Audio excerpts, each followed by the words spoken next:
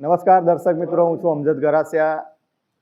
બરોડા જિલ્લાના પાદરા તાલુકાની અંદર એક એકલબારા ગામ આવેલું છે. ત્યાં ઠાકોર સમાજનું જે ત્યાં વર્ચસ્વ છે અને સેવાભાવી લોકો સદીઓથી અહીંયા આગળ કરતા આવે છે. રાજાશાહી સયાજીરાવ ગાયકવાડના ટાઈમથી અહીંયા આગળ સેવાભાવીના કાર્ય કરતા આવ્યા છે. ત્યારે અહીંયા આગળ કાયમુદ્દીન દાદા જ્યારે 400-450 વર્ષ પહેલાં અહીંયા આગળ આવ્યા હતા અને અહીંયા આગળ એમને ગુજરાતીમાં બોલે તો સમાધિ લીધેલી. ત્યારે આપણે અહીંયા આગળ જોવા જઈએ તો લગભગ ત્યાં આગળ કોઈ 2 લોકો અહીંયા આગળ સેવાભાવી દરગાહની જે સેવા કરતા હતા, જે આપણે કાયમુદ્દીનના વંશજ છે, જે આપણે એમને અહીંયા આગળ રાખ્યા હતા ને એ લોકો સેવા કરતા હતા. પણ હાલ પૂરતું એ લોકો આક્ષેપ કરવા પર ઉતર્યા છે કે આ જમીન અમારી છે, આ બધું મિલકત અમારી છે. આજે કાયમુદ્દીન દાદાના વંશજ આપણી સાથે છે, એમની સાથે પણ વાત કરવાનો પ્રયત્ન કરશું. તમારા ઉપર આક્ષેપ કરવામાં આવ્યા છે કે તમે વંશજ છો કે નહીં, પહેલાં તો મને એ જવાબ આપજો. મેં આપને કહ્યું કે વંશજ ક્લિયર કટ મારા દાદા છે.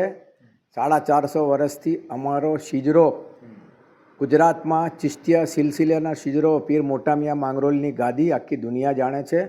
સર સયાજીરાવ ગાયકવાડના ગેસ્ટ હાઉસમાં પીર મોટા મિયાં જતા હતા અને નિઝામુદ્દીન બાવા જતા હતા. અને ત્યાર પછી કયામુદ્દીન બાવા અને ફરીદ બાવા અને નિઝામુદ્દીન બાવાએ આ જે મિશન છે, ભાઈચારો, આધ્યાત્મિકતા, કોમી એકતા, એક સંપી, ઘેર ઘેર ગાય પાડો, આ અમારું પોલિટિક્સ નથી, વર્ષોનું છે આ. અને અમારો શિજરો છે. મારા પહેલાં અમારા જે દાદા પરદાદા ગાદી પર હતા તેમના વંશમાંથી હું આવ્યો અને કયામુદ્દીન બાવા મારા પિતાશ્રીના પડદે ધ્યાન થયા પછી 15 વર્ષથી હું છું. મારું નામ વકફમાં પીટીઆરમાં સજ્જાદા નશીન પ્રમુખ તરીકે દાખલ છે. સજ્જાદા નશીનના પાવર દરેક દરગાહમાં સૌથી વધારે હોય છે. સુપ્રીમ કોર્ટના ચુકાદા છે. અને અમારી સાથે 2 ટ્રસ્ટીઓ હતા જે ગુજરી ગયા છે. અને ત્યાર પછી હું બીજા ટ્રસ્ટીઓની મેં અરજી કરી ત્યારે એ લોકો આને માટે ટ્રિબ્યુનલમાં ગયા હતા. ને ટ્રિબ્યુનલમાં જે ચુકાદો આવ્યો એ ચુકાદાને વકફ બોર્ડમાં રિફર કરવામાં આવ્યો છે. એ રેફર થયો છે. વકફ બોર્ડ એના પર પગલાં શું લે એના પહેલાં મારો જે અધિકાર છે બંધારણીય, એ અધિકારની રૂએ મેં હાઈકોર્ટમાં પિટિશન દાખલ કરી દીધી છે. અને એ મારો અધિકાર છે, કારણ કે ગેરકાયદેસર કબજો રાખવો.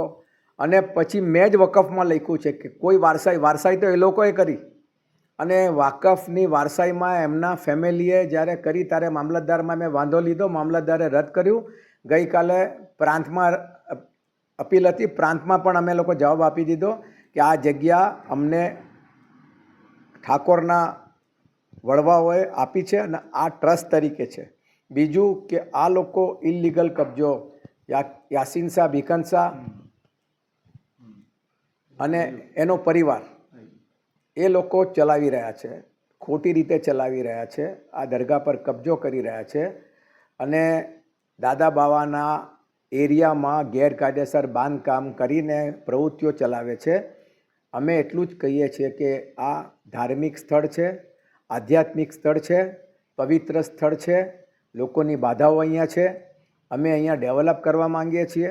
મારા પિતાશ્રીએ આ મકાન એના પહેલાં નિઝામુદ્દીન બાવાએ બનાવ્યું, હમણાં મારા પિતાશ્રીએ બનાવ્યું. દરગાહ મારા બાવા કયામુદ્દીન બાવાએ નવી બનાવી હતી અને મારે ડેવલપ કરવું છે. અહમદ પટેલે 10 લાખ રૂપિયાની ગ્રાન્ટ આપી, એ લોકોએ વિરોધ કર્યો, ગ્રાન્ટ ચાલી ગઈ. જસપાલ સિંઘે 5 લાખ રૂપિયાની ગ્રાન્ટ આપી, એ લોકોએ વિરોધ કર્યો. મારે ટોયલેટ બાથરૂમ બનાવવા છે, મારે અહીંયા સારી રીતે રૂહાની મરકઝ બનાવવું છે. અને આ તમામ પ્રવૃત્તિમાં મને આડે આવે છે અને ગેરકાયદેસર કબજો કરીને ખોટી પ્રવૃત્તિઓ કરે છે, બેઅદબી કરે છે. અને દરગાહ શરીફની અદબ અને દરગાહ શરીફની જે આધ્યાત્મિકતા છે, જે પવિત્રતા છે, તેને એ લોકો ડિસ્ટર્બ કરે છે. બાવા, એવું કહું છું કે આ લોકો એવું કહે છે કે લગભગ 25 વર્ષથી કોઈ એ કરે છે, ગેરરીતિ કરે છે, કોઈ હિસાબ નથી આપતા. કેટલું સત્ય છે? મારે કાંઈ હિસાબ તો કબજો એ લોકોનો છે. હું તો ટ્રસ્ટી છું, વકફમાં હું નોંધાયેલો છું. ગેરરીતિ એ લોકોએ કરી, ગેરરીતિ કરી એટલે જ એમને કાઢી મૂકવામાં આવ્યા. એમની આખી સ્કીમ બદલાઈ ગઈ. એમને એક ટ્રસ્ટી હતો તેને પણ કાઢી મૂક્યો. મારી સાથે મારા 2 ટ્રસ્ટીઓ રાખ્યા, પણ 15 વર્ષ પછી એમણે ટ્રિબ્યુનલમાં અપીલ કરી. એના સામે જે અમારી સામે જે ચુકાદો આવે એની સામે અમે હાઈકોર્ટમાં અપીલ કરી.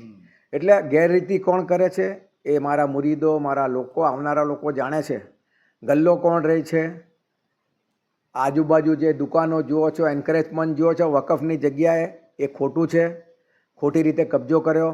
મેં પાછો વકફમાં લખ્યું કે આ જે છે તે ગેરકાયદેસર પ્રવૃત્તિ કરે છે, એમના નામો કાઢી નાખો. અને શાહ દાદા કયામુદ્દીન ટ્રસ્ટ અને પીટીઆરમાં જેનું નામ હોય એ પ્રમાણે વકફમાં મારી અરજી પેન્ડિંગ છે કે પીટીઆરમાં મારું નામ છે. સજ્જાદા નસીન હું છું અને સજ્જાદા નસીનનો હુકમ સુપ્રીમ કોર્ટના આદેશ મુજબ સજ્જાદા નસીન નિમણૂક કરે છે. આ તો માત્ર મુજાવરો છે અને મુજાવરોનું કામ માત્ર ત્યાં દીવાબત્તી અને સાફ સફાઈ કરવાનું છે.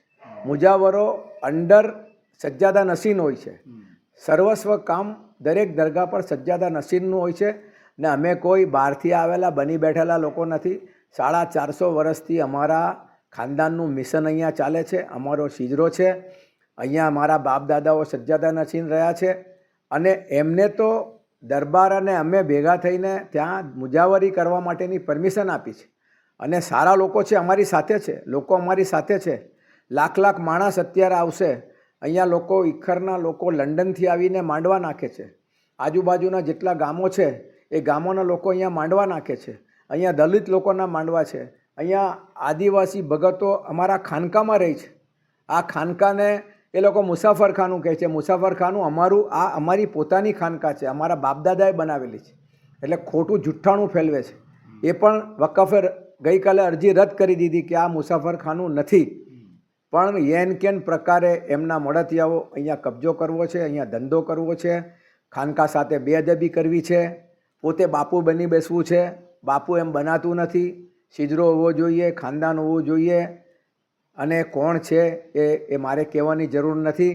હું તમામ મુરીદોને આ જગ્યાએથી અપીલ કરું છું કે ખોટી પ્રવૃત્તિ કરનારા લોકો સાથે તમે જાણો, સમજો અને આ દરગાહના અદબને સાચવો અને આપણી કોમી એકતાને સાચવો, આપણો ભાઈચારાને સાચવો. આપણી ગૌશાલા ચાલે છે, ઘેર ઘેર ગાય પાડો, એ ગૌશાલાને સાચવો. અને જે ભાઈચારાનું, કોમી એકતાનું જે મિશન છે અને ગરીબ લોકો, દલિત લોકો અહીંયા આવે છે, આદિવાસી લોકો આવે છે, એમની સાથે અમારો નાતો જે પ્રેમ છે. પાંચમને દિવસે અમારા ટ્રાઇબલની અંદર લાખો માણસોનો પ્રોગ્રામ હોય છે. એવી રીતે અહીંયા પણ આપ જોશો તો એટલા જ લોકો અહીંયા દરબારમાં આવે છે. એને અદબ રાખવાની, એને આ સિલસિલાને ચાલુ રાખવાની અમારી જવાબદારી છે. ગામના લોકોને શું મેસેજ આવશે ઇકબાલભાઈ? ગામના લોકો અમારી સાથે જ હતા. જસપાલ સિંઘે આજે પોતે પણ નિવેદન આપ્યું છે.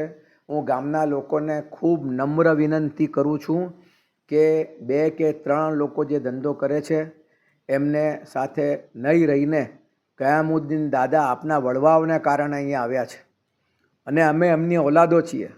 એટલે દરગાહને માટે, સત્યને માટે આપ રહો. અને અમારા દરબાર ખુલ્લા છે, અમારા મન ખુલ્લા છે. આપને ત્યાં અમે આવ્યા છીએ, અમારા દાદા આપને ત્યાં આવ્યા છે. પ્રકાશામાં પડદે થયા તો પણ અહીંયા વચન પાડીને આવ્યા છે. તો જસપાલ સિંહ અને એનો પરિવાર અને તમામ ગામના લોકોને, આજુબાજુના ગામના લોકોને નમ્ર વિનંતી કરું છું કે સત્યને ઓળખો.